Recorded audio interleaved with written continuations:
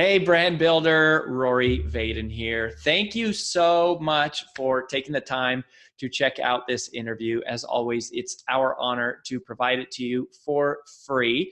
And wanted to let you know there's no big sales pitch or anything coming at the end. However, if you are someone who is looking to build and monetize your personal brand, we would love to talk to you and get to know you a little bit and hear about some of your dreams and visions and share with you a little bit about what we're up to see if we might be a fit. So if you're interested in a free strategy call with someone from our team, we would love to hear from you. You can do that at brandbuildersgroup.com/podcall, brandbuildersgroup.com/podcall. We hope to talk to you soon.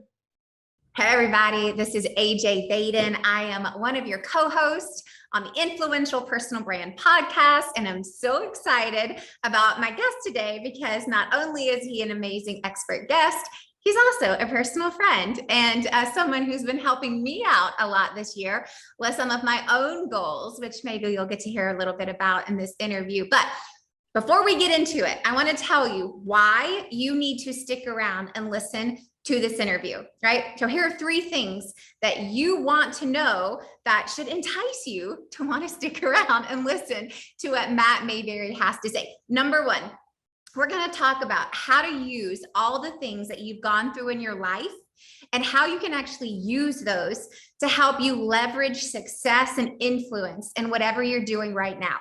Now, I think this is really important because for most of us, there are things that we have gone through in our lives that we don't actually talk about, but it's those things that endear people to us. It's those things that help us build trust, whether it's with clients or employees or with friends and family. And by just simply embracing those things and sharing them, they not only help you build trust in the marketplace, but they actually help you build your business. So that's number 1. Number 2, you want to stick around if you have any desire now or later in the future to write a book or write a second book, to speak, consult, train, write for very, very well-known publications. If any of those things are going like, how'd you get into that?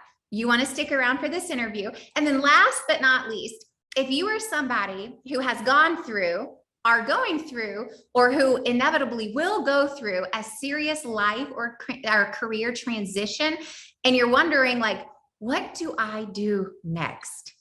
This is an interview that was literally curated for you. So that's why you want to stick around. And we're going to cover all of that in like 15 minutes. So it's going to be jam-packed. Now, without further ado, let me give you just a little bit of background on my very special guest, Mr. Matt Mayberry. So Matt is an internationally acclaimed keynote speaker. He does leadership development. He speaks on culture change, organizational performance. He's actually been named one of the top 30 leadership thought leaders in the world. Like that's huge, not in America, in the world. His insights have been on all of the big name brands, Forbes, Fox News, Business Insider, NBC, ESPN, which you'll learn a little bit about his background with that. But more than that, like he works for huge global corporations like Phillips 66, Allstate, JP Morgan Chase, Fifth Third Bank, the FBI, like even the FBI is hiring this guy. So y'all like give it up for Mr. Matt Mayberry. I am so excited to have you, Matt. Thank you so much for being on the show today. AJ, thank you so much for having me. I'm really excited for today. Yeah, and so here's what I want to start, because I know that many people all around the world know who you are, but there might be many people in our audience who are getting to meet you for the very first time. And I know that even in this question, I'm going to learn things about you that I did not know before this call today. So here's where I'd like to start, is just how did you go from where you were, right? And it's like, I know, I have the privilege of knowing that you had this opportunity to play in the NFL, right? But even prior to the NFL, you had a lot of life events leading you on a certain path and a trajectory. Then that got you to the NFL, right? And I'd love for you to talk about the path to the NFL. But then you took a really stark pivot, a career change into what you're doing now. And I'd love to know is just like, give us a little bit of your background, what got you to the NFL, and then what happened there, and then tell us a little bit about what you're doing now. Yeah, absolutely. Thanks, AJ. I think for me, my journey to help, give some context and clarity for everybody, I think that anytime you hear, former professional athlete or even former collegiate athlete at a very high level playing Division I, whether that's football or basketball, I think the first assumption is that that individual was destined from a early age that they were going to be a professional athlete and the next LeBron James or, Brian Urlacher or Ray Lewis. For me, that wasn't the case. I certainly was a gifted athlete, but really starting at the age of 14 years old, I started hanging around with the wrong crowd. I grew up in Darien, Illinois, which is a suburb of Chicago, which I live in downtown Chicago right now. But for me, my life starting really from that age on, all the way up to I was, really 17, 18 years old, was a full-blown out drug addict. 2 near-death experiences. My own mother, the woman that brought me into this world that I love so much, has seen me do cocaine 5 times with her own 2 eyes. Broke my father's ribs on multiple occasions when he would confront me about why I was coming home past curfew. And really my best sport growing up, believe it or not, was baseball. A lot of people thought that I would be drafted straight out of high school, skip college and go play in the major leagues. But I got kicked off my baseball team because I got caught stealing one of my teammates' wallets one afternoon while the rest of my team was out, at practice. I stayed behind because when everyone was getting dressed, I saw all this cash that was sitting in one of my teammates' wallets. And I stole that money because I thought about all the drugs that I could buy. And the rest is history. I got kicked off my baseball team. And things were really bad for me in that point in my life. So much so that my high school was going to expel me if I didn't go to a drug treatment facility for at least 1 month. And even though me or my parents or, people closest to me never thought that I would be a professional athlete, even though that people around us would always say that I had the potential to one day be that, I certainly had a lot of opportunities from the high school administration because I was a gifted athlete. For example, I probably got more opportunities, second chances, third chances, fourth chances than maybe the next person wouldn't have gotten because I did have that talent. Quite frankly, they should have expelled me right then and there. It shouldn't have been an ultimatum where, hey, Matt, go to this drug treatment facility for 1 month. We're going to give you an opportunity to get sober and get your life in order. And maybe you will be able to come back to school and you still have football, right? So you can utilize that. And for me, that was a turning point in my life because, I always say that, an individual can change their life in one of 2 ways. They can either get inspired by some monumental event. They can get inspired by the hustle and bustle of life. They can get inspired by an audacious goal or dream that they have that's near and dear to their heart, or they can change their life out of desperation. And for me, it was desperation. This for me was really my turning point where I didn't want to put any more tears on my mother's face. I didn't want to experience another near-death moment where my mother, father, younger brother, and all my aunts and uncles and cousins were going to be in the hospital room, thought that they were going to lose their son, their cousin, their brother that particular day. And I remember very vividly when I went to that drug treatment facility, I didn't go to change my life, but I'll never forget the moment that changed it all. I never believed in epiphanies or moments in time that could drastically alter one's life until that moment and experience. And I came home and had the opportunity to eat dinner with my family one evening. And I asked to be excused after maybe 15 minutes of sitting down at the dinner table. And I went to take a shower, but the turning point for me was when I had the strength and courage for the first time really in 3 years at that point in my life to look myself directly in the mirror. I looked back and I saw just what a terrible human being I was. All the hurt that I caused and my family members, my friends, the people closest to me, my grandparents who loved me so much. And for me, that moment, I still remember it to this day. And I got goosebumps on my arms right now talking about it. For me, that was the turning point that changed it all.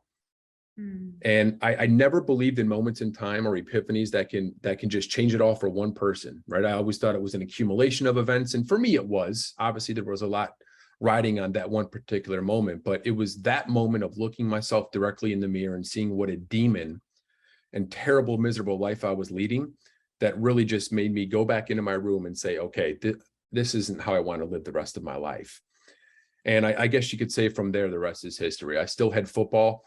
So I made a major goal of, I want to get a Division I college scholarship. I want to have new friends. I want to get rid of my drug friends. I quit the drugs cold turkey, continued through the drug treatment program, got faster, went to college football camps. I think one particular summer before my senior year, I think I went to over 45 colleges where my father drove me all across the country, just going to their camps, meeting the different coaches. Wow. And I ended up going to Indiana, had a great career there.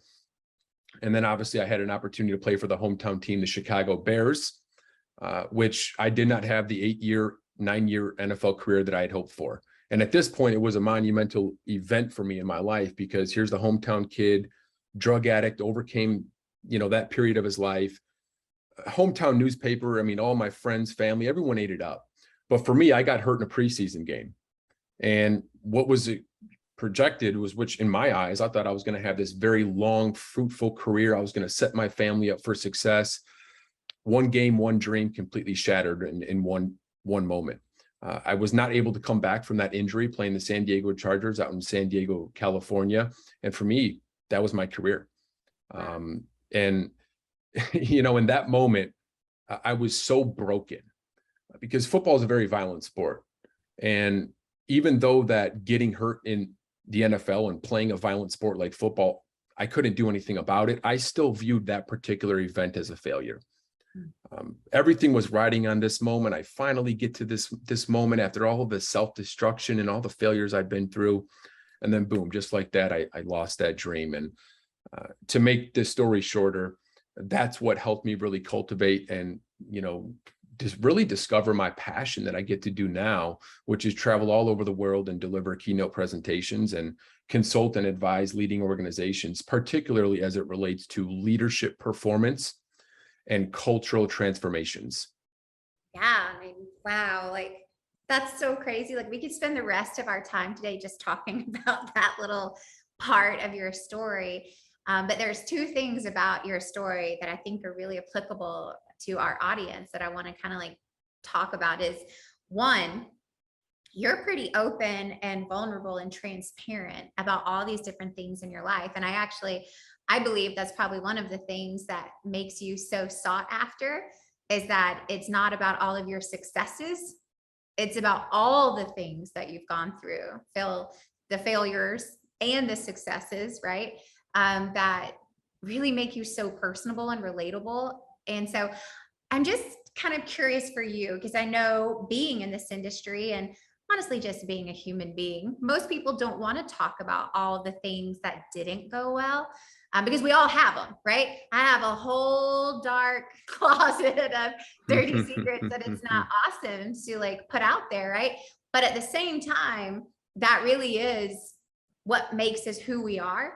And so I would just love to hear from you. It's like, how much of your story do you build into everything that you talk about? Why is that important to you? And why do you think that helps people when they're building their career to actually cover all the story, not just the parts that make you look really good?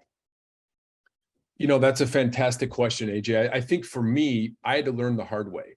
What I mean by that is when I did get injured in the NFL and I got asked to speak at a leadership event, I didn't have the really desire to do the work that I'm doing now. It wasn't like I wrote this down on a piece of paper and said, hey, when I'm done playing football, this is exactly what I want to do.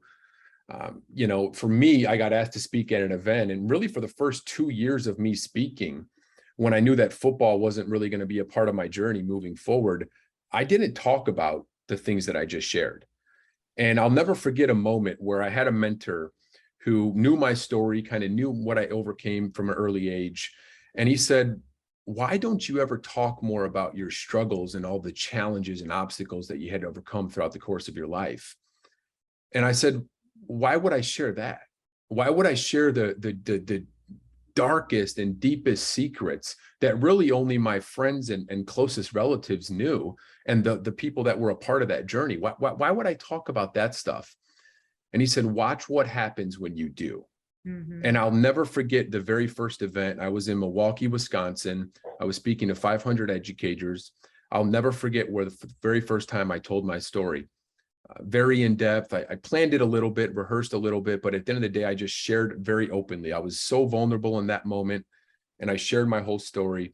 And I think for the very first time at that point, for the 2 years I was speaking, it was one of the first times I've ever seen really a whole entire ballroom full of tears. And afterwards, I saw the transformative effect of me sharing my story and me being vulnerable as a man, and really saying, hey, our deepest and darkest secrets sometimes can really be the gateway of discovery and purpose and fulfillment and passion for other people in the audience.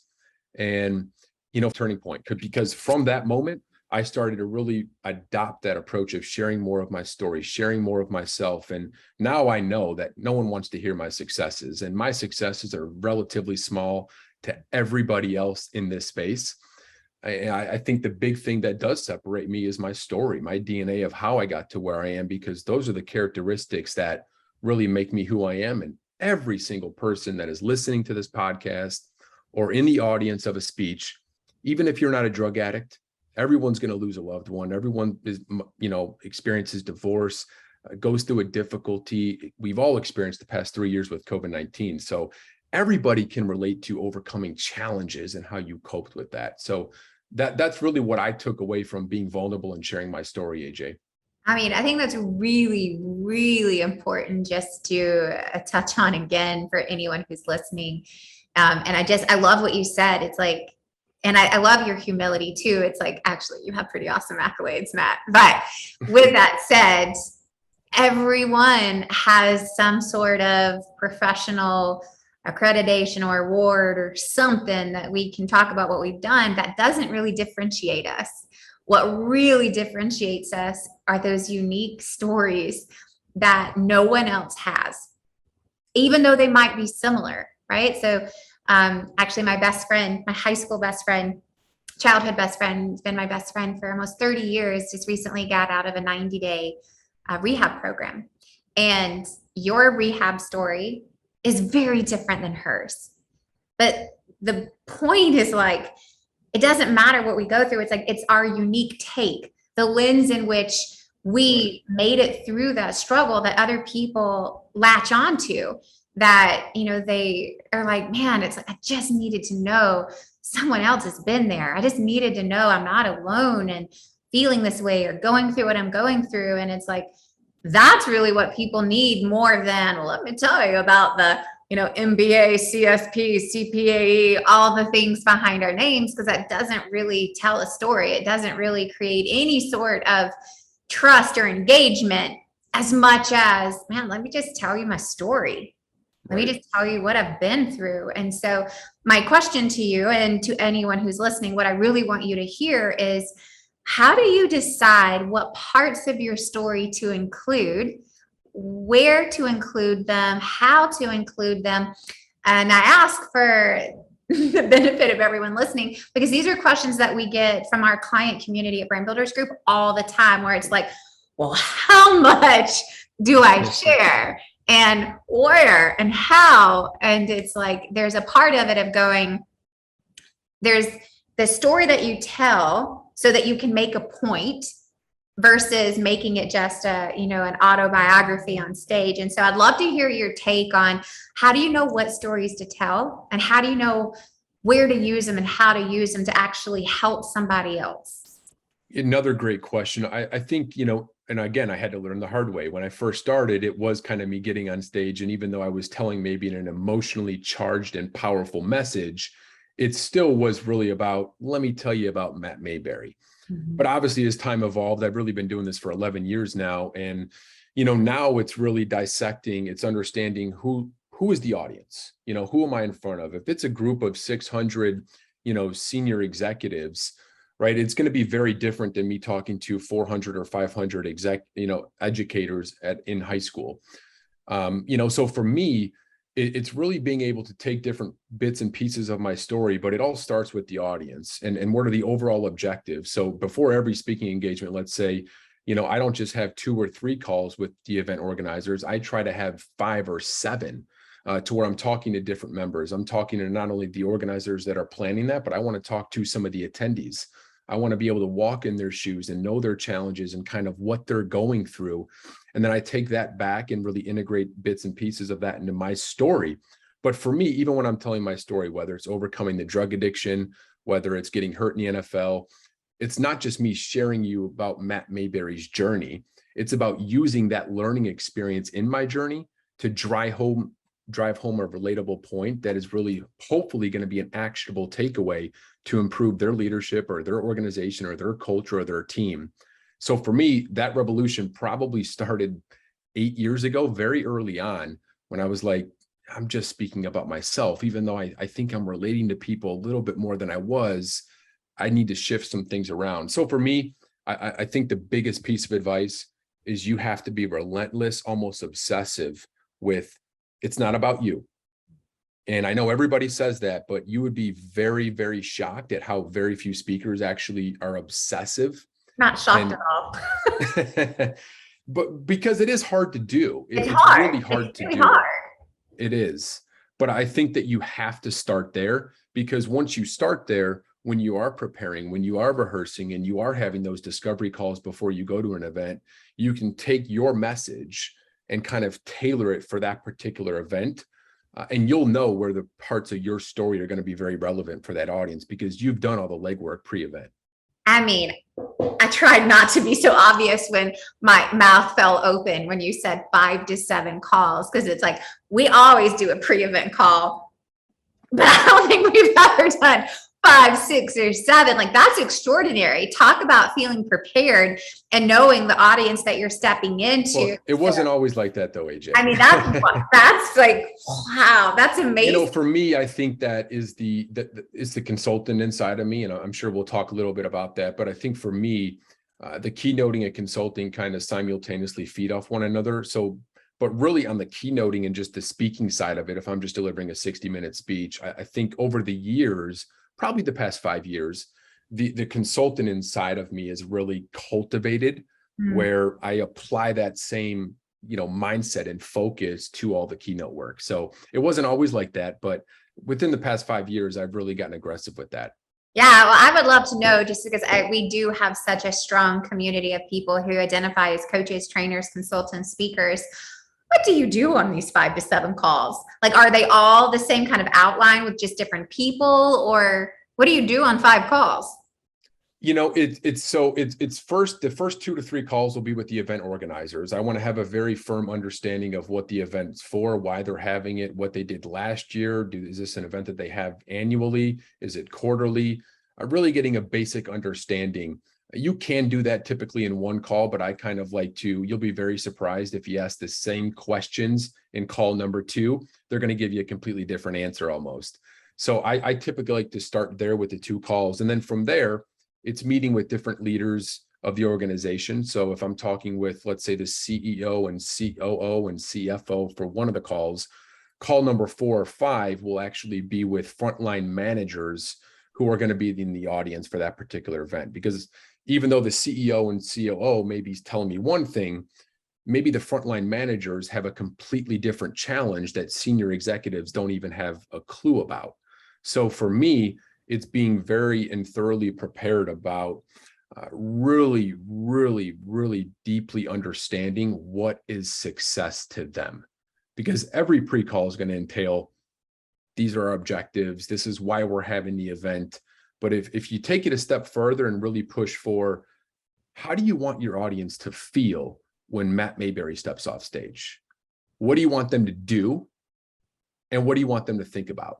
Just those 3 questions is a complete game changer, and really gives me a framework to kind of take back into my preparation to really deliver a speech that is very tailored for that particular audience.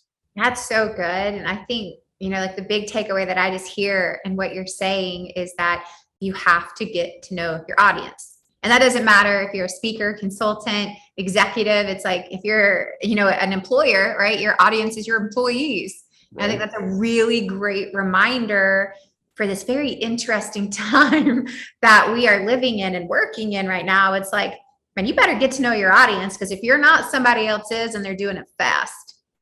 Absolutely. And I learned that very on, because people do have more inspiring stories than me. There are people who have way more business experience than me. There's plenty of people who run more successful businesses than me. So I had to realize, what is my uniqueness? What is my uniqueness, and how can I exploit that in the service of others? Is which I heard that first from your husband, Rory Vaden, the great Rory Vaden.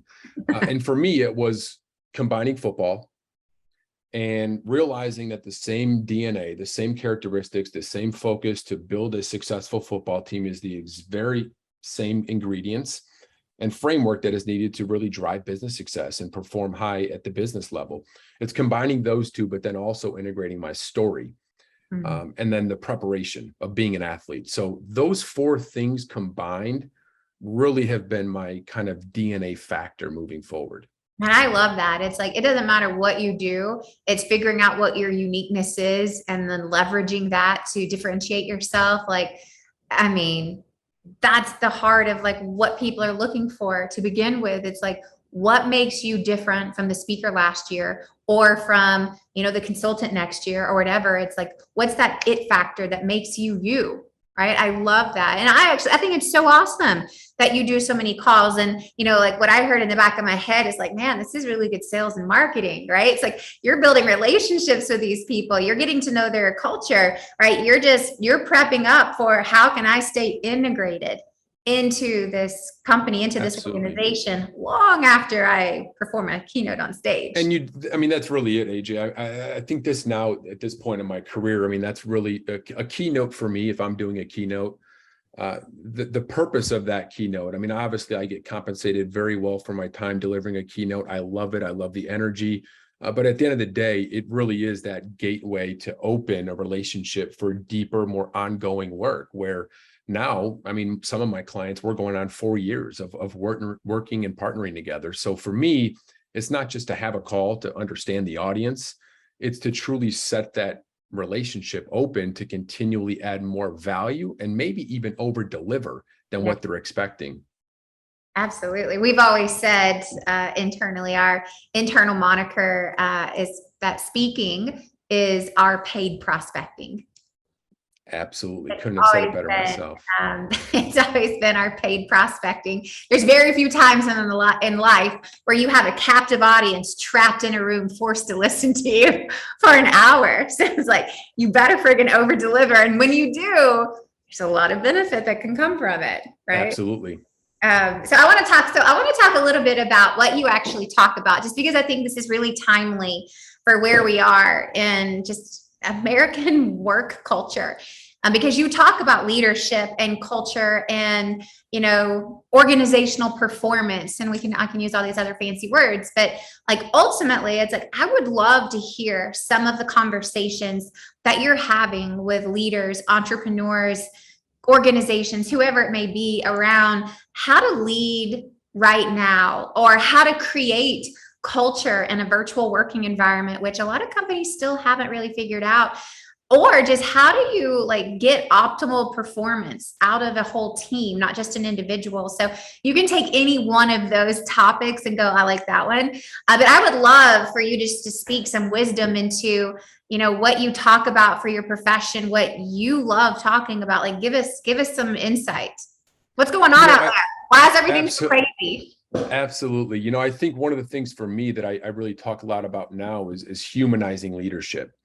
And what I mean by that is you would be very, very surprised and shocked if you just walked into an organization. Let's say you're walking into an 18,000 person organization and you interviewed all of the direct reports for, let's say, maybe 17 leaders on the executive team.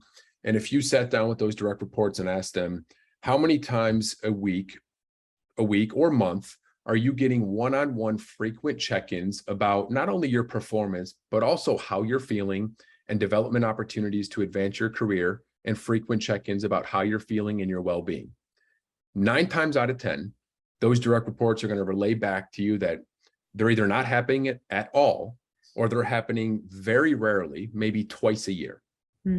So for me, it's all about humanizing leadership. I think a lot of times our first assumption is I need to inspire with vision. I need to lay out the strategy. We need to focus on execution. And all that stuff is very much needed. There's no under minimizing that. But I think the first part is, you have to humanize leadership. You have to lead with empathy. You have to be vulnerable about what people are experiencing and going through in their personal life as well as the professional life. And I think the more you can bring that humanity into your one-on-one interactions with your direct reports and really prioritize it, even before you do your strategy or go to market route. To me, that is when you really, really start to create transformational performance in a team environment. One of the other things I talk about as it relates to culture specifically, because that type of leadership does benefit culture.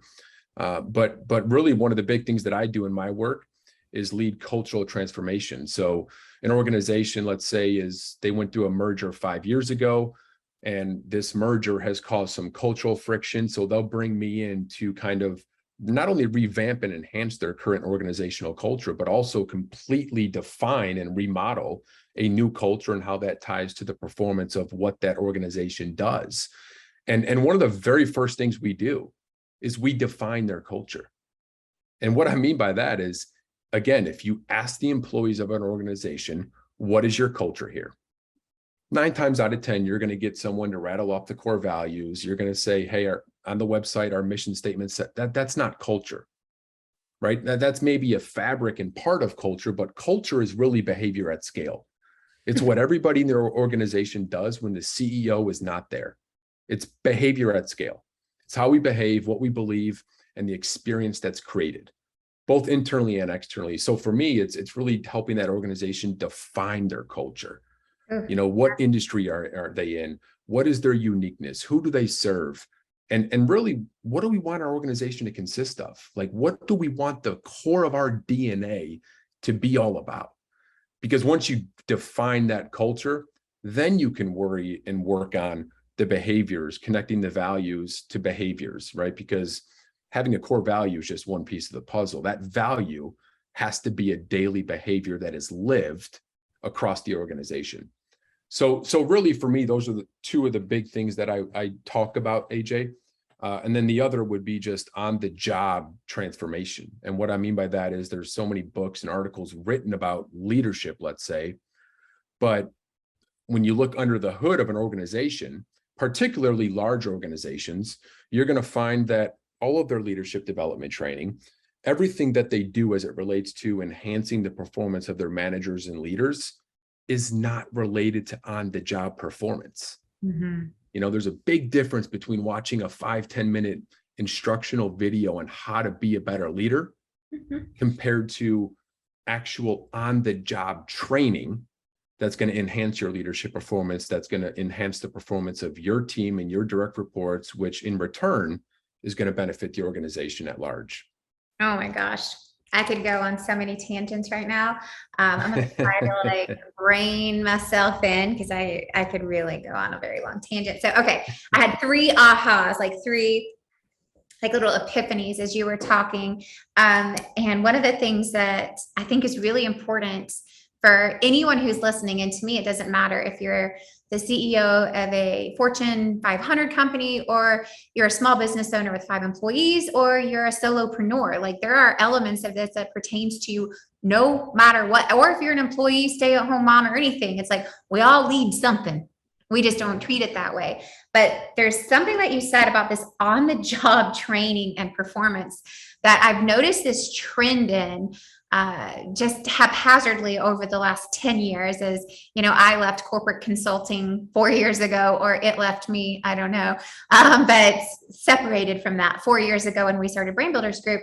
And one of the things that I had realized, and I'm just curious how much of this that you see, is that it's being outsourced to virtual learning and video trainings and tutorials and this whole concept of the metaverse and VR and all this stuff that removes every piece of a human element and pretty much every piece of on-the-job training from it. Right. So I would love to hear your take on that. You know, you're absolutely right. And I think that the organizations that rely solely on outsourcing it are the ones that, you know, either will be distinct in 10, 20 years, or they're going to go through massive restructuring, or their performance is going to negatively be impacted dramatically in the market, compared to the organizations that they do classroom learning, they utilize Zoom, they do, you know, AI, they have all of that is coupled with on-the-job performance.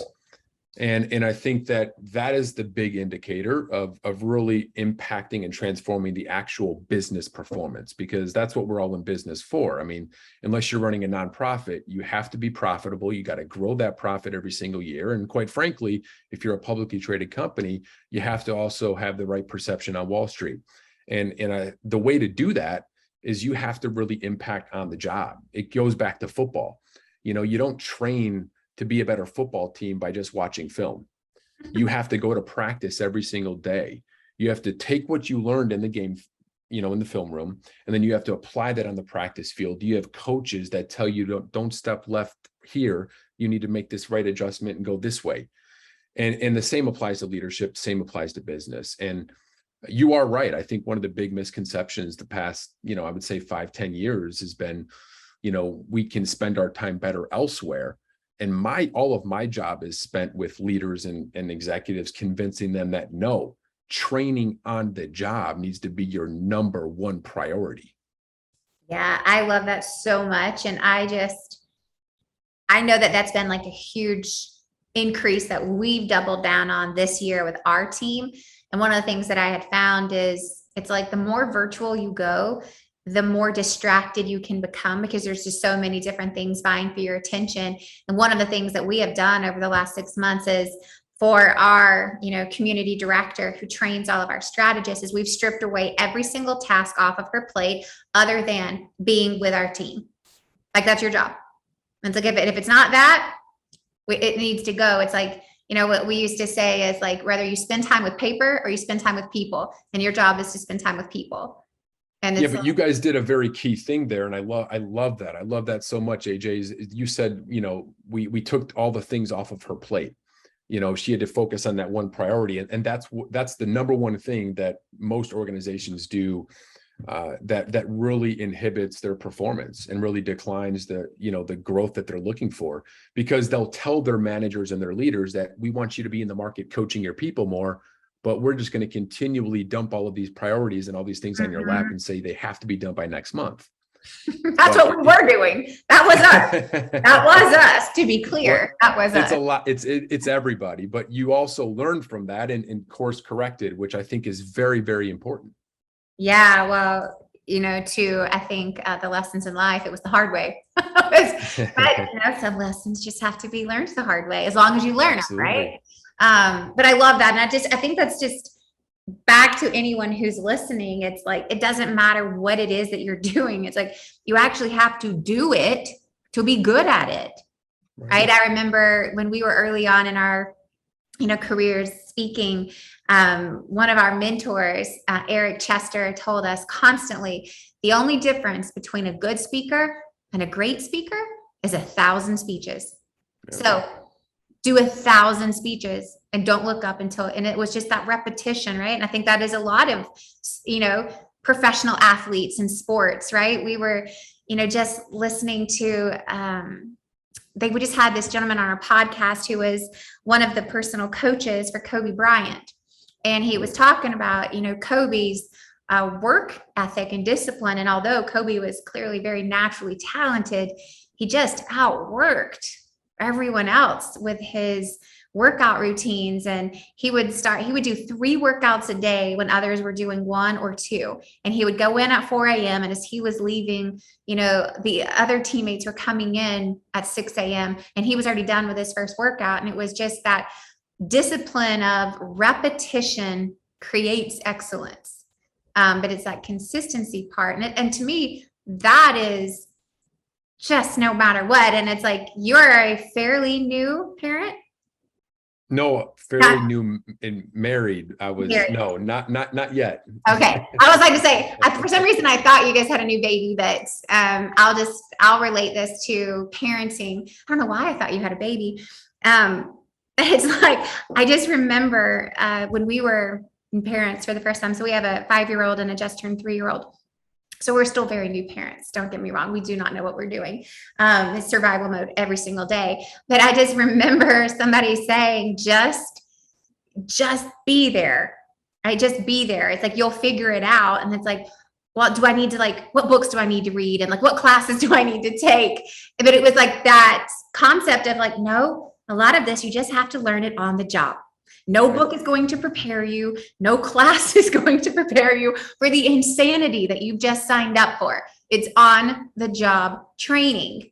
You've got to learn it by doing it. And I think most of us today, we want to learn it without having to actually do it. Right. I couldn't agree more with you. I think that it goes back to the kind of the old adage of, everyone wants to achieve the dream without doing the work. And I think that at the end, for me, like every single year from my mutual friend that we have, John Gordon, he wrote the book, One Word. And this year, my one word is process.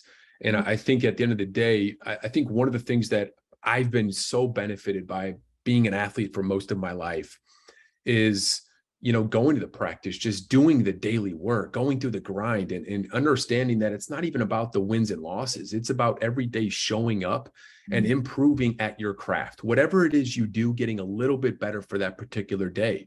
And there's two types of people, those that will think that is cliche. And there's a way around it. There's a way around it. While the others, as you mentioned, Kobe Bryant, they're doing the work. And every single day, it's about the process. It's not even about wins or losses or increase in profit. That's a goal, and that's something we want to do. But at the end of the day, it's all reverse engineering that to the present moment. And how can we maximize the process, the journey, which quite frankly, at the end of our lives is really what's going to matter most. Yeah, I love that. And I just think that's so universal. And you just really can't hear that message enough. It may be said a million times. And for most of us humans, we need to hear it a million times more. You just can't hear it enough. It's like consistency matters. Doing the work matters. Taking shortcuts do not help you in the long run. They really don't. Okay, so I'm watching the clock. I've got two more quick things for you. And I love this conversation so much. Culture. You said it's like culture is just behavior at scale. And I think that's so good. And that's so fascinating. And so two things on this. So one, for anyone who's listening, without doing like a formal assessment or, hiring someone like yourself, it's like, are there any quick tips that you could give to somebody that could just take a look around? And I'm going to say the culture of your company, the culture of your household, but it's like, how can you recognize the culture that is all around you that often has been created accidentally or unintentionally? So how do you observe culture in the way that you described it as behavior at scale?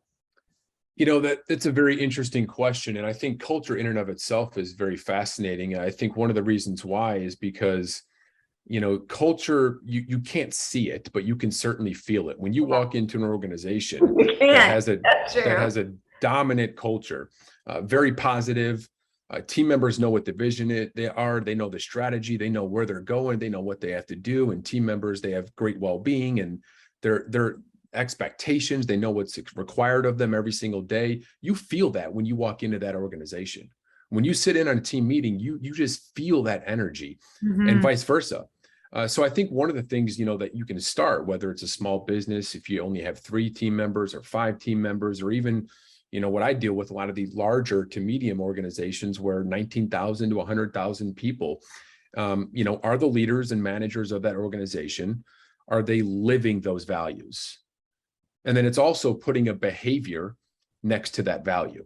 That's what a lot of organizations don't do. The very first piece to actually building a great culture and identifying, are you living up to this? Well, you can't just have the word trust on your website or say that trust is a core tenet of who you are and what you do. There has to be an actual daily behavior next to that. What does trust look like in your organization or your company? What does it look like? Like very simply clarify that, make a concise statement, a daily behavior that is actionable, that is related to that value. And every single month, simply, it could be done survey based, it could be done an accountability, which I use scorecards, where a lot of the organizations I work with, the senior level executives, there's a scorecard that's distributed to their direct reports on asking them, is this valued? Is this behavior currently being lived on a monthly basis? And then we get those results back, and it's very fun from there, because there's some leaders that don't like what we receive back from the direct reports. But I think one of the things that you can do, regardless of where you are, is that being lived? Is that being lived? And it could be even be in your personal life. You know, if you have a value or you have a core characteristic of who you make, what makes you you, is that constantly being cultivated and lived? And every Sunday evening before you start a new work week, you know, is this being lived in everything that I do? That's so good. You know, I'm part of this is super selfish because we have our own quarterly leadership retreat coming up in a month. And I'm like writing down all these exercises. This is what we're going to be doing at this quarterly leadership retreat. Because I think it's so true. It's like core values and culture are really different. And a culture is, and I love this definition. I've never heard that of, you know, behavior at scale. And often it's like core values are statements that live on a website, but aren't really lived every day. And that's just because without intention, right? But this whole idea of like, what's the culture that you want to have versus the one that you do have? And how do you start curating and creating that? And I think that's really important, not just in a company perspective, but in a client company perspective too, right? And it's like, you can feel it. Like I was actually, we have this family Bible study that we've committed to this year. And we meet every Sunday for 4 hours, and it's a family Bible study. Yeah, it's a commitment. But it's awesome. And we're reading through the Bible together. And one of the conversations that we had just 2 days ago is how there are parts of the country, just talking about the United States, that you can feel the culture, right? It's like it's like, Southern California has a feel to it. New York has a feel to it. The South has a feel to it. And it's like, I liken company culture to personal reputation. It's like, how do people feel in your presence versus how do you want them to feel in your presence? Absolutely.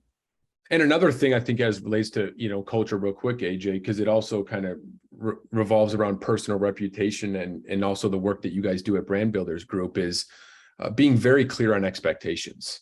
I think from both as an influencer, author, speaker, perspective, consultant, stating the services and the value that you provide is very different than constantly going to your clients and your customers and your partners and asking, are these expectations being delivered? Mm-hmm. And just being very upfront. I mean, it's one of the most powerful things that I think I do is just constantly getting that feedback. And now I'm at a point where that statement is yes, but it wasn't always that way. But the information I would get from that it was astronomical at the time. And I think on the reverse, for leaders and managers, one of the most awesome exercises that I have them do, and this is a complete game changer, because in healthy cultures and very positive and thriving organizational cultures, managers with their direct reports, there's very clear expectations. But most organizations you walk into, even if an employee's been on the job for 20 years, I see it all the time, and you ask them, hey, in your role, your particular role where you are right now, where you've been for the last 8 years, can you tell me the top 8 biggest priorities day to day? Mm-hmm. And they'll write down a list, and then you go to their manager, and their manager, you have them write down a list of their top 8 priorities. The very neat thing about that is you bring both of those lists together without either one knowing what was written down on each list. And in very healthy cultures, those 2 lists will be very, very, very similar. Yeah. In disconnected cultures where there's silos and there is negativity, there is no cohesion, there is not much belonging, there is no clarity about the vision and strategy, you're going to have 2 totally different lists. That's so good. And I think if you're not taking this as your own takeaway, you should take it. It's like, you should do these own exercises for yourself if you're listening. Right. And it's like, I literally have a page of to-do items of really do this with all of my direct reports. Right. I'm going, are we on the same page? Right. Because that starts to emanate in every single thing that you do within the company and then in your client relationships. Right. So, okay, I know we only have 3 minutes. So before we wrap up, I just want to make sure everyone knows where to go if they want to connect with you. And so if you want to connect with Matt, the central place to connect with Matt Mayberry is to simply go to his website, which is mattmayberryonline.com. So mattmayberryonline.com. You can learn about consulting, speaking. He's got an upcoming book. You definitely want to learn about that. You can follow him on different social media platforms at mattmayberryonline.com. So with the last couple of minutes, I just want to do two quick things.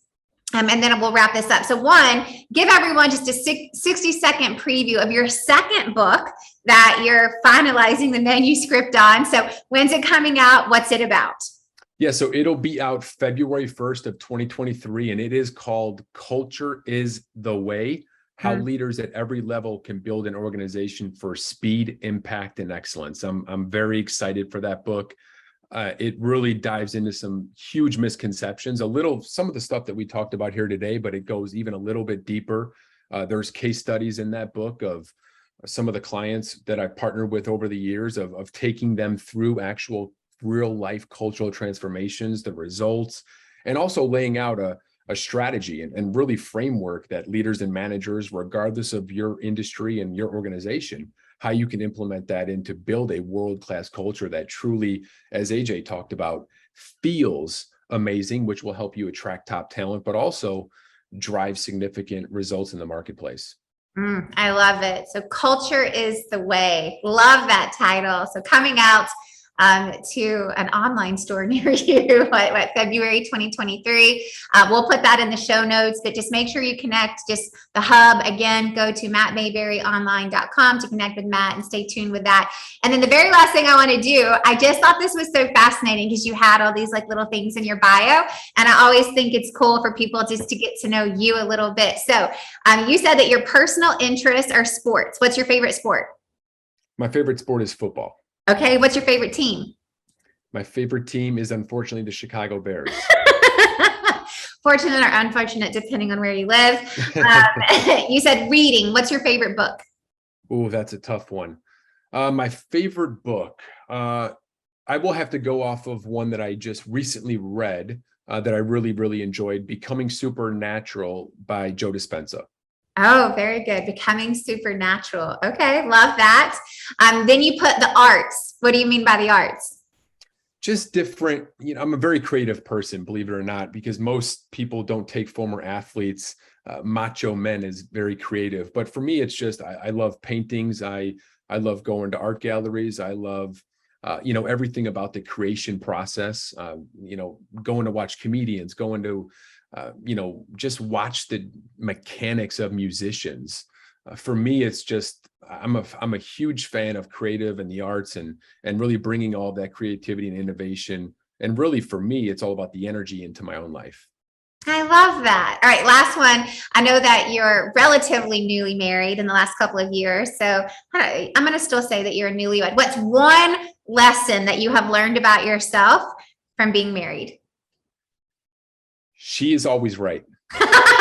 Don't forget. It's that for me, it's that is really one of them, but it's also that patience, working together as a team. And I think even a lot of the stuff we talked about here today, it's that transfers over to marriage as well. And I think you and Rory are a shining example of that. It's building a life together, and in the process, let's build a business and also do great things with our lives together. I love that. Matt, I love talking to you. I love learning from you. Thank you so much for being on the show. And thank all of you guys for listening. Stay tuned next time for another episode on the Influential Personal Brand. We'll see you later. Thank you, AJ.